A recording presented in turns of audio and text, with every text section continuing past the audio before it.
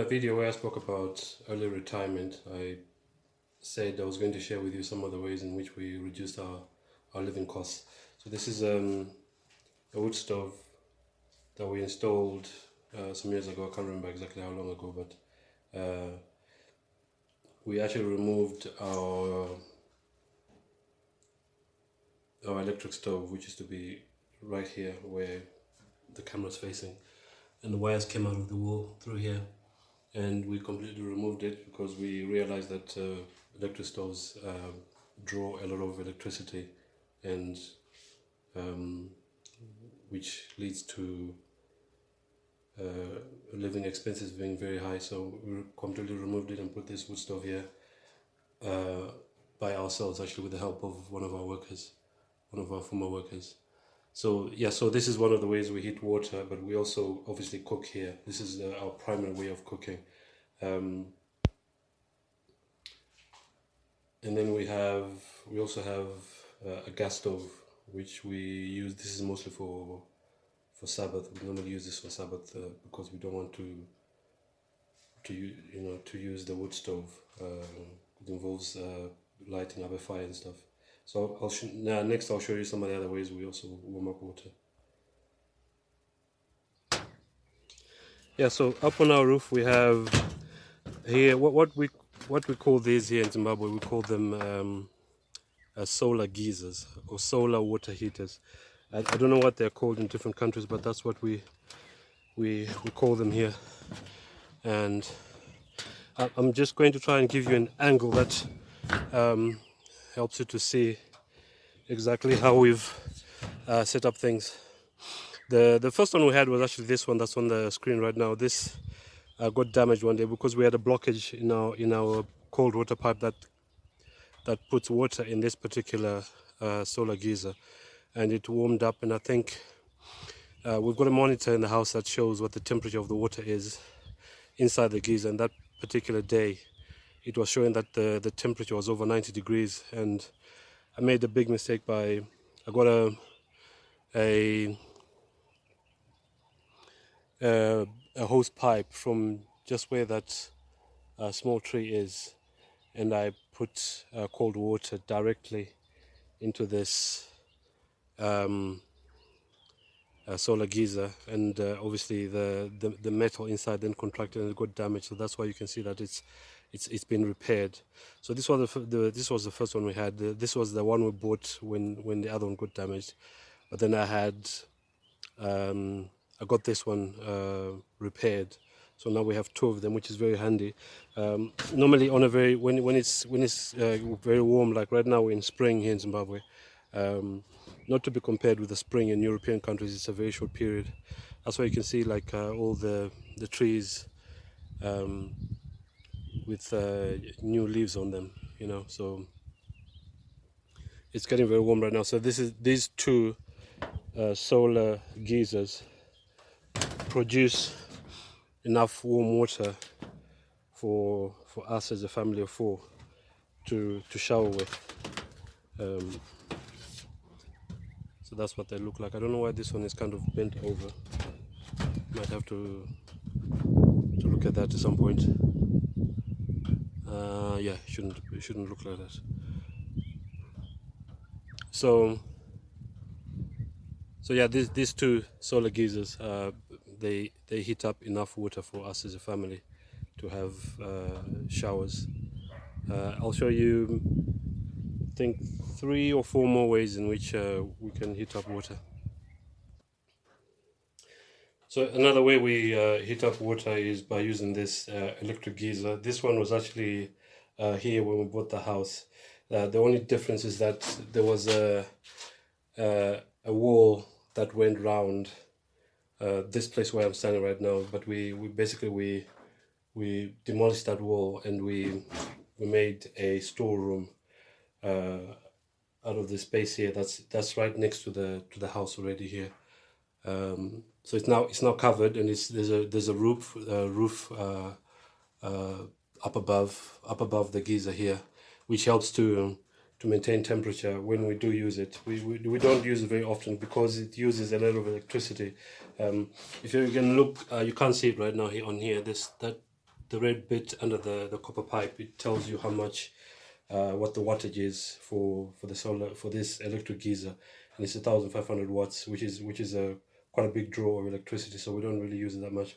We normally use this when we want to heat up water for Sabbath morning so we can have showers. Let's say we've had a very bad day in terms of having a cloudy or very rainy day, and the solar geysers haven't really warmed up the water enough for us. We normally use this. Because I'm going to show you the what I call a rocket water heater, or rocket heater. That's up there, the one on the right. We also use that, but that works with firewood. But obviously, we don't normally like to light fires on Sabbath, so we normally rely on this electric geyser if we've had a bad day in terms of not being able to warm up or heat up water sufficiently. So these pipes that you can see, there are 3 pipes here. Excuse me. This one with the valve on it, this one that goes down here, this brings in cold water, or puts in cold water into the solar geysers upstairs, on the top of the roof rather. So but this actually wasn't here when the solar geysers were installed. This wasn't here, but what used to happen is that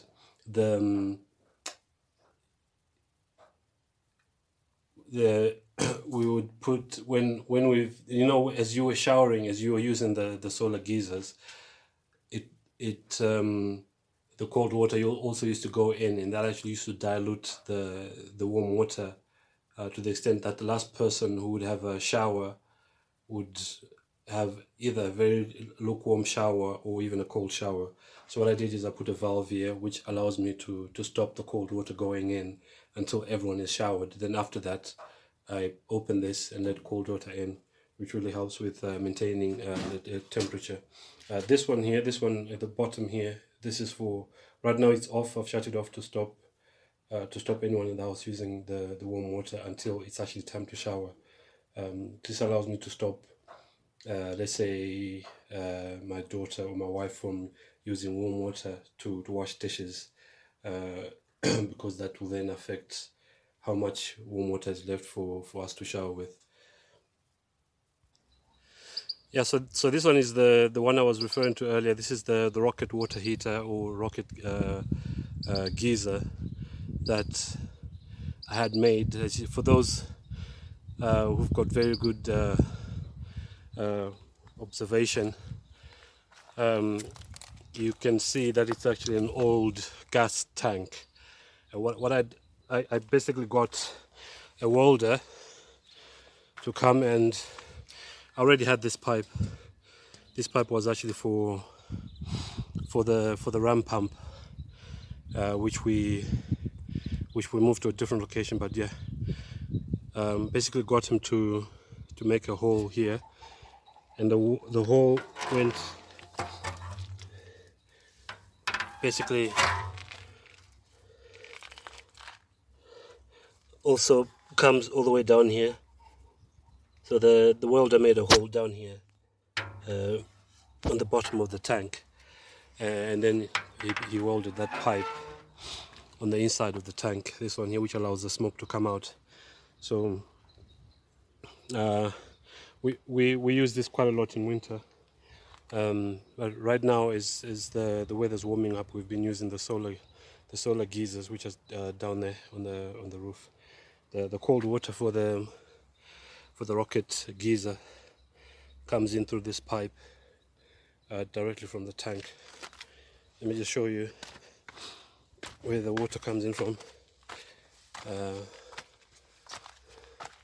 So this tank here, which we had some builders come and basically build on the outside of the tank with stones, because it was starting to leak quite a lot. There's actually there's a metallic ribbed tank on the inside.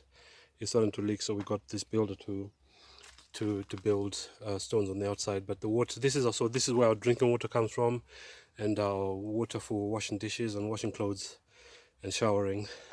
So the water from here is the one that goes into the rocket geyser, and it comes. If I want to, I can close the water off here. But basically, the water to the rocket geyser comes out through here, through this pipe. And then this pipe here is the one that takes water to the main house. You might have noticed, some of you might have noticed, there's another tank here. This black one here. How this one works is I just put cold water in here. That also comes from that tank I showed you earlier. It comes in through here. Put the water in there, and this one just warms water with the power of the sun. I painted it black on the outside, so it just warms water on its own, but it has to be a very hot day for this to work. There's also some electrical cords here. This one was actually a boiler for, I think it was for making tea. It was belonged to my in-laws when they had a factory where they used to make shoes and sandals and belts. I believe they used to use this for warming water for teas and for cooking. But I'm not using electricity for this. I just allow this tank to warm water with the power of the sun. So I'll show you one more way to heat water, and that'll be it. So far I think I've showed you 5 ways to warm water. I'm doing all this to try and help you guys to reduce your living costs, because we know from prophecy that we're now coming up to a time when we will not, very soon we won't be able to buy and sell with all these new digital currencies that are coming in.